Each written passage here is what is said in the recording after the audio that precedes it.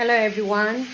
आज म चाहिँ सुसु बनाउन जाँदैछु which is really tradition food for our Sherpa culture. हाम्रो Sherpa समुदायमा we used to have it. सानो बच्चैबाट I used to have this and मलाई मन पनि पर्छ. Not always but then आज म बनाउन try गर्न जाँदैछु guys, so be with me.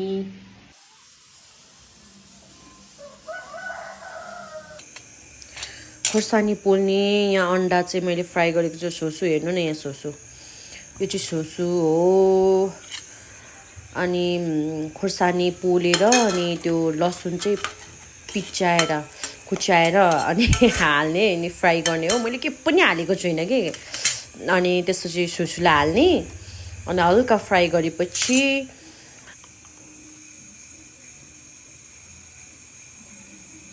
मलाई थाहा पनि छैन यो कति पो हाल्ने हो अब यति ल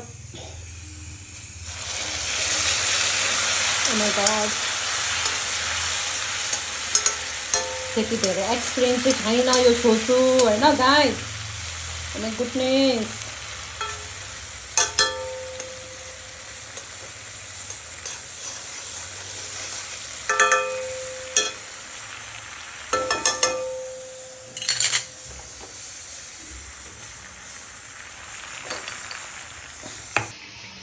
नुन हाल्ने त्यसपछि अब नुन अड्कल अनुसार हाल्ने हो आफ्नो टेस्ट अनुसार त्यति नै हो पानी थपिदिने ओ माय गुडनेस यो पानी बढी भएको कि यो कम भएको कि सुसु मलाई थाहा भएन अब यस्तो ट्रिट चाहिँ मैले खास पाहुनाहरूलाई गर्थ्यो होइन यस्तो डेकोरेसन टाइपको धेरै त के पनि बनाएको छैन यो मैले गुन्द्रुक र यो बदाम फ्राई गरेर बनाएको अचार हो यो अन्डा अनि यो खाना आज अलिक गिलो भएछ यो खै लोकल चामल के को अनि यहाँ सुसु फाइनली गाइस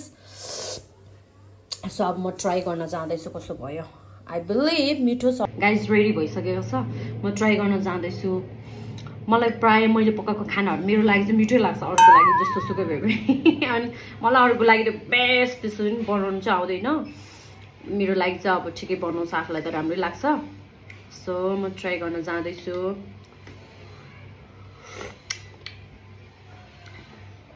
नट ब्याड मिठो भएछ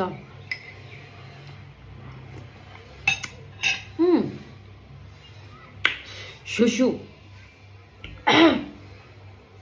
सो सुसु चाहिँ एट लास्ट है सुरुमै भन्नुपर्ने सुसु चाहिँ यो दुधहरूबाट यसलाई चाहिँ कुहाएर बनाउने कुरा हो सो गाइस तपाईहरुको पनि ट्रेडिसन फुड होला प्लिज कमेन्ट गर्नु होला